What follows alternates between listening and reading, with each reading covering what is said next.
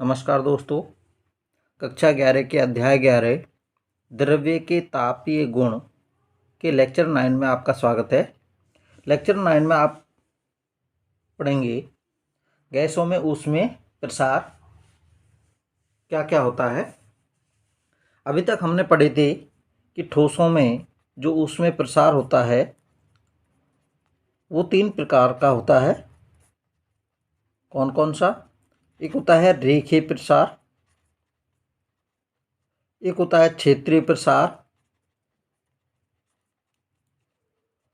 एक होता है आयतन प्रसार। फिर हमने पढ़ा था कि द्रवों में जो ऊष्मीय प्रसार होता है वो केवल आयतन प्रसार होता है, क्योंकि द्रवों का ठोसों की भांति कोई निश्चित आकार व आकृति नहीं होती है, इसलिए इनमें रेखीय प्रसार और क्षेत्रीय प्रसार नहीं होता है। तो द्रवों में केवल एक होता है आयतन प्रसार, और जबकि ठोसों में तीनों होते हैं, रेखीय प्रसार भी होता है, क्षेत्रीय प्रसार भी होता है और आयतन प्रसार भी होता है। ठीक इसी प्रकार गैसों में भी ऊष्मीय प्रसार केवल आयतन प्रसार होता है, क्योंकि गैसों का भी कोई आकार व आकृति निश्चित नहीं होती है, इसलिए गैसों में भी केवल एक ही प्रकार का प्रसार पाया जाता है, वो है आयतन प्रसार। तो द्रवों की भांति या द्रवों की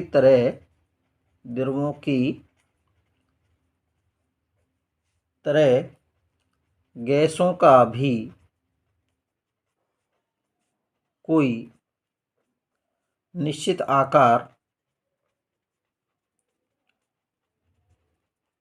व आकृति नहीं होती है, इसलिए गैसों में भी केवल आयतन प्रसार होता है। इसलिए गैसों में भी केवल आयतन प्रसार होता है। ठोसों की अपेक्षा गैसों में जो ऊष्मीय प्रसार होता है वो अधिक होता है, क्योंकि ताप बढ़ाने पर गैसों का आयतन व दाब दोनों बढ़ते हैं। ठोसों की अपेक्षा गैसों में ऊष्मीय प्रसार होता है वो अधिक होता है। ऊष्मीय प्रसार अधिक होता है, क्योंकि ताप बढ़ाने पर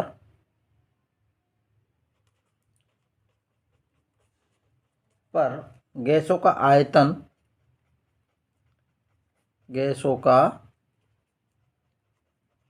आयतन व दाब दोनों बढ़ते हैं, जबकि ठोसों में जो ऊष्मीय प्रसार होता है वो सबसे कम पाया जाता है, क्योंकि ठोसों के अणुओं के मध्य जो अंतराण्विक आकर्षण बल होता है वो अत्यधिक पाया जाता है गैसों की और द्रवों की तुलना में। इसलिए ठोसों में जो प्रसार होता है उसमें प्रसार वो सबसे कम पाया जाता है। नियत दाब पर किसी गैस के ताप में कम वृद्धि करने पर भी गैस का जो उसमें प्रसार होता है वो अधिक होता है।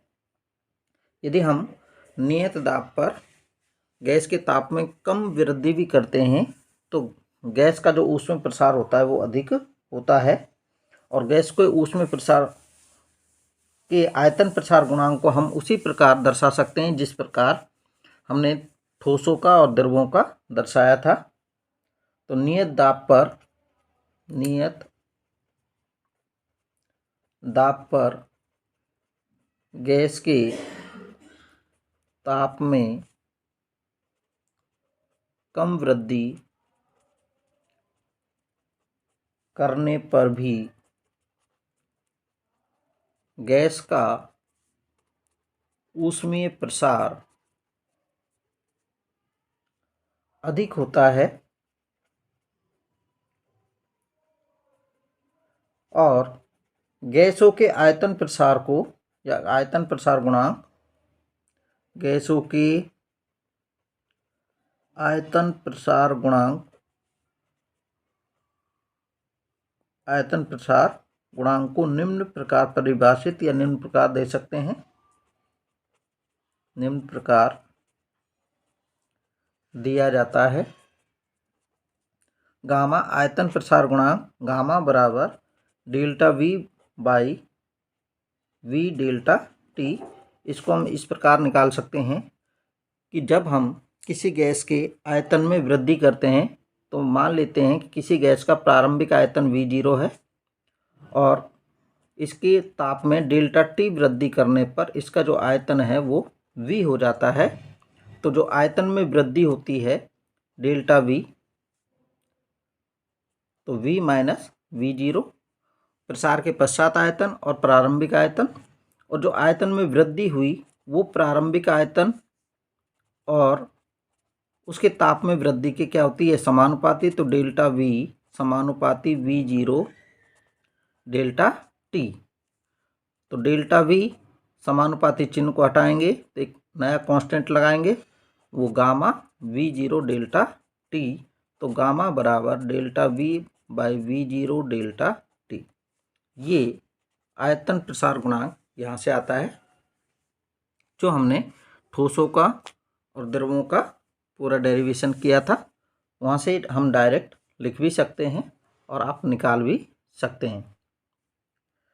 तो ये गैसों का जो आयतन प्रसार गुणांक के लिए व्यंजक आता है वो इसी प्रकार आता है, गामा बराबर डेल्टा V बटे V इंटू डेल्टा T।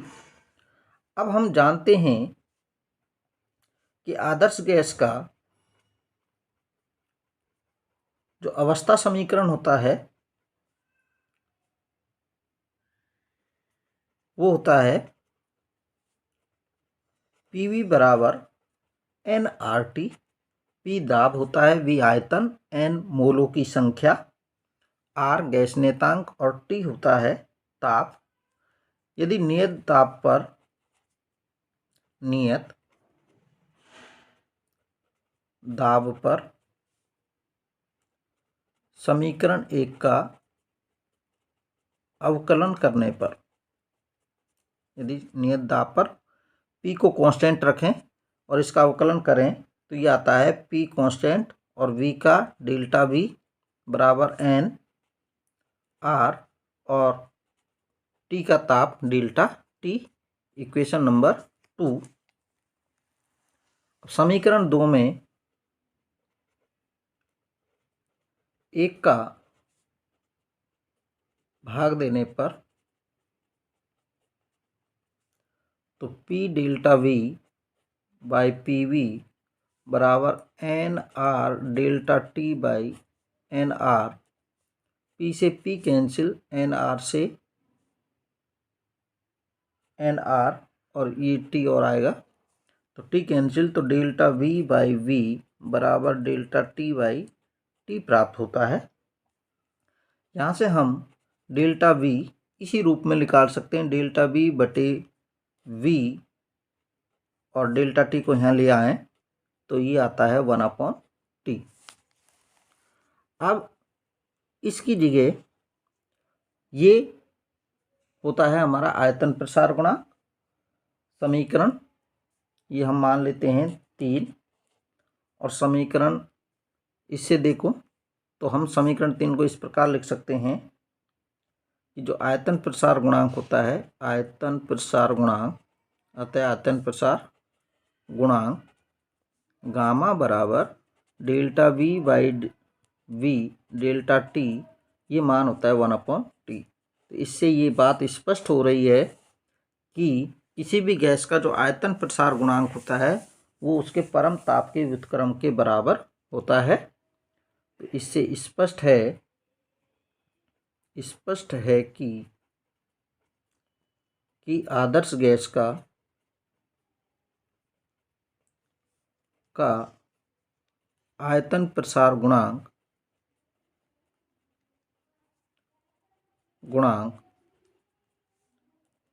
उसके परम ताप के व्युत्क्रम के बराबर होता है। स्पष्ट है कि आदर्श गैस का आयतन प्रसार गुणांक उसके परम ताप के व्युत्क्रम के बराबर होता है।